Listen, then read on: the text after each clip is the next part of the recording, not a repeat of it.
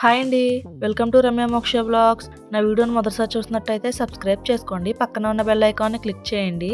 Mango season అయితే అయిపోవచ్చింది కదా! Mangoes అయిపోయేలోపు ఈ డిజర్ట్ అయితే ఒకసారి ట్రై చేయండి. చాలా అంటే చాలా బావుంటుంది. ఈ మ్యాంగో డిజర్ట్ ఎలా ప్రిపేర్ చేయాలో చూపిస్తాను, చూసేయండి. ముందుగా దీనికోసం మనం హాఫ్ లీటర్ పాలైతే తీసుకోవాలి. కొన్ని పాలనైతే ముందే చిన్న గిన్నెలో తీసి పక్కన పెట్టుకుంటున్నాను కస్టర్డ్ పౌడర్ కలుపుకోవడానికి. ఇక్కడ నేను వెనిలా ఫ్లేవర్ కస్టర్డ్ పౌడర్ అయితే తీసుకున్నానండి. ఒకవేళ మీకు మ్యాంగో ఫ్లేవర్ ఉంటే మ్యాంగో కూడా తీసుకోవచ్చు. మ్యాంగో డిజర్టే కాబట్టి బాగుంటుంది. ఇక్కడ నేను ఒక 2 స్పూన్ల వరకు కస్టర్డ్ పౌడర్ అయితే తీసుకుని పాలల్లో అయితే కలుపుకుంటున్నాను. మీ దగ్గర కస్టర్డ్ పౌడర్ లేకపోతే 2 స్పూన్స్ కార్న్ ఫ్లోర్ అన్నా వేసుకోవచ్చు. పాలల్లో వేసుకుని ఉండలేమి లేకుండా కలుపుకోవాలి కస్టర్డ్ పౌడర్ని.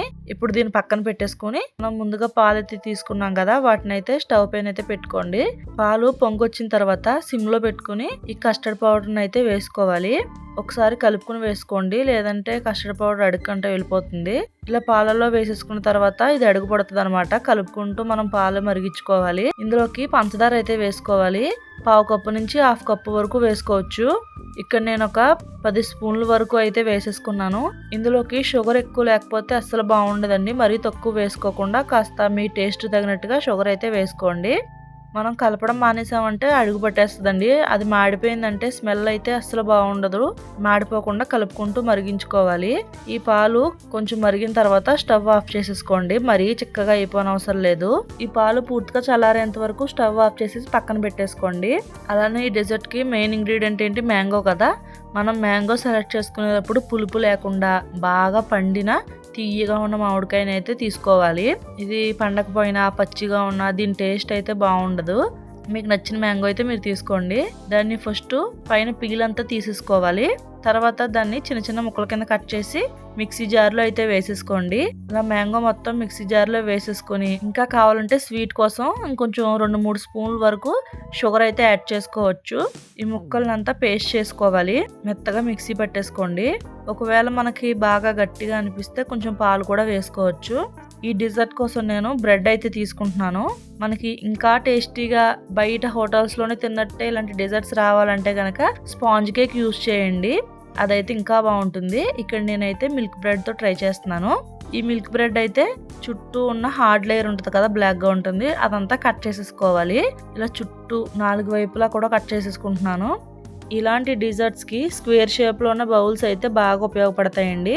అంటే అవి చూడటానికి లుక్ బాగుంటుంది అనమాట. నా దగ్గర అయితే ఇలా రౌండ్గా ఉంది, దీంట్లోనే చేసుకుంటున్నాను.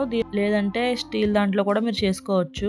ఫస్ట్ అయితే 2 బ్రెడ్ పీసెస్ అయితే తీసుకుని మధ్యలో పెట్టుకున్నాను. చుట్టూ కూడా చిన్న చిన్న ముక్కలు కట్ చేసి అయితే పెట్టుకున్నాను.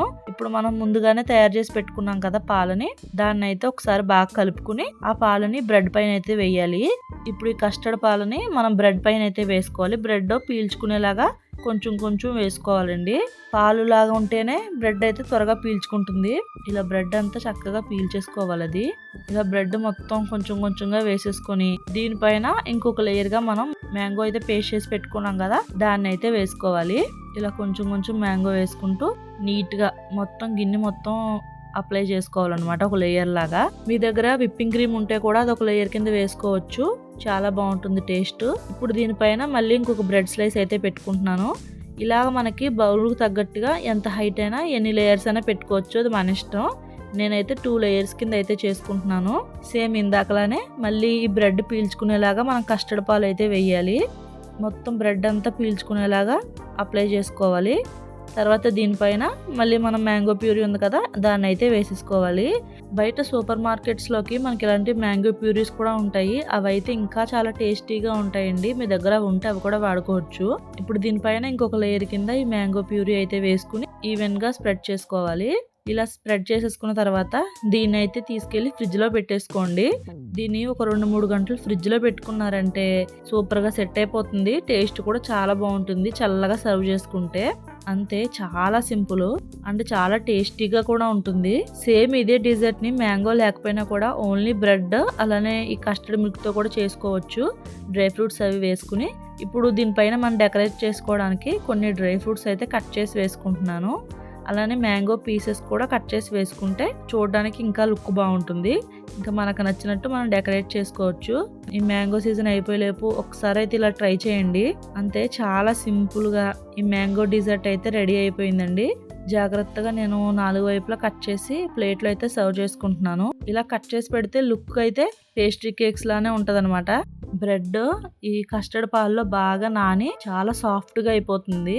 మనకి తింటుంటే అది ఒక కేక్ తింటున్నట్టే అనిపిస్తుంది. చాలా బాగుంటుందండి. మీరు కూడా ట్రై చేసి ఎలా వచ్చిందో ఖచ్చితంగా కామెంట్ చేయండి. నా వీడియో కనుక మీకు నచ్చినట్టయితే లైక్ చేయండి, షేర్ చేయండి, కామెంట్ చేయండి, సబ్స్క్రైబ్ చేసుకోండి. పక్కనే హైప్ ఆప్షన్ కూడా ఉంటుంది. హైప్ చేసి నా వీడియోని సపోర్ట్ చేయండి. బాయ్ అండి.